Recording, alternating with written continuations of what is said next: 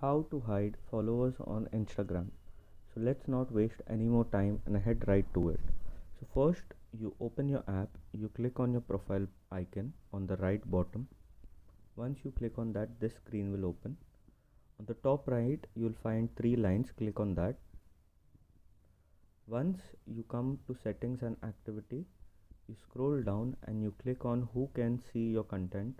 There will be an option called account privacy, click on that. Here if your account is public, your account people will be able to see followers, so you switch it to private account.